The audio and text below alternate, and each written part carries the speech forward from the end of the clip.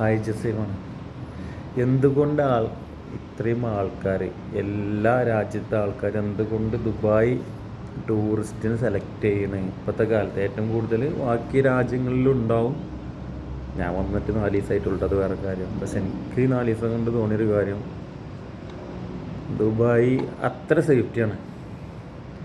Safety പറഞ്ഞാൽ ഇപ്പോൾ ഞാൻ ആദ്യമായിട്ടാണെന്ന് ദുബായ് മെട്രോയിലും ബസ്സിലും, ദുബായിൻ്റെ ബസ്സിലും മെട്രോയിലൊക്കെ പോയി, ദുബായ് മാളിലും പോയി. സേഫ്റ്റി പറഞ്ഞാൽ നമ്മളെ എടുത്ത് പോലീസുകാരോ, ഞാൻ ഈ പോണ വഴിക്ക് ഒരിക്കലും പോലീസ് ജീപ്പ് ഞാൻ കണ്ടിട്ടില്ല കേട്ടോ. ഞാൻ ബസ്സിൽ മെട്രോയിൽ ഇതിലൊക്കെ പോയി പോലീസുകാർ അങ്ങനത്തെ ഒരു സംഭവം നമ്മൾ കണ്ടിട്ടില്ല. പക്ഷേ ഏത് ആൾക്കാരും ഇവിടുത്തെ നിയമത്തിനെ പേടിച്ചിട്ട് എന്താ അറിയില്ല, നമ്മൾ ഇന്ത്യയിൽ നിന്ന് വന്നുകൊണ്ട് നമുക്ക് നല്ലൊരു മാറ്റം തോന്നുന്നുണ്ട്. അവർ കൾച്ചർ പേടിച്ചുകൊണ്ടാവും, നിയമത്തിനെ പേടിക്കുന്നുണ്ടാവും. പക്ഷെ അത്ര സേഫ്റ്റിയാണ്. ഏതൊരാൾക്കും ഏത് ടൈമിനും ദുബായ് സേഫ്റ്റിയാണ്. അതൊരു രക്ഷയില്ല.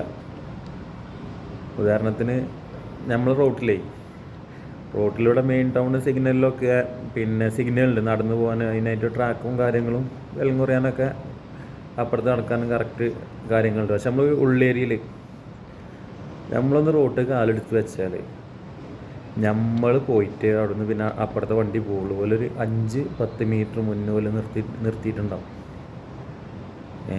എത്ര വണ്ടി തിരക്കാണെങ്കിലും ഉള്ളേരിയയിൽ നമ്മൾ സാധാ റോട്ടിൽ ഇറങ്ങിയാൽ ഇതാണ് അവസ്ഥ. അതുകൊണ്ടൊക്കെ ആയിരിക്കും എല്ലാ രാജ്യത്തു നിന്നും എല്ലാവരും അത്ര ഈസി ആയിട്ട്, ഏത് കുട്ടികൾക്കും വലിയവർക്കും സ്ത്രീകൾക്ക് പ്രത്യേകിച്ച് ഒക്കെ ഏറ്റവും അടിപൊളിയായിട്ട് നടക്കാൻ പറ്റുന്നത് എനിക്കൊന്ന് ബാക്കി രാജ്യങ്ങളിലും ഉണ്ടാവും കേട്ടോ. സൗദി ഖത്തറൊക്കെ ഉണ്ടാവും, നമ്മളെ കണ്ടിട്ടില്ല. ആദ്യമായിട്ടാണ് ഗൾഫൊക്കെ തന്നെ വരുന്നത്. ഗൾഫ് പറഞ്ഞാൽ വിസിറ്റിംഗ് വിസൊക്കെ ആണ്, ആദ്യമായിട്ടാണ് ഇങ്ങോട്ട് വരുന്നത് ദുബായിക്ക്. നമുക്ക് കണ്ടൊരു അനുഭവം അതാണ്. ഇവിടുത്തെ ഡ്രൈവിംഗ് സെൻസ് അതുകൊണ്ട് ഇതേപോലെ നിയമത്തിനെ പേടിയുണ്ടായിരിക്കും, അവർ സ്ട്രിക്റ്റ് ആയതുകൊണ്ടായിരിക്കും. അത് വളരെ പക്കയാണ്. ബാക്കി എല്ലാ കാര്യങ്ങളും അത്രയും അടിപൊളിയാണ്.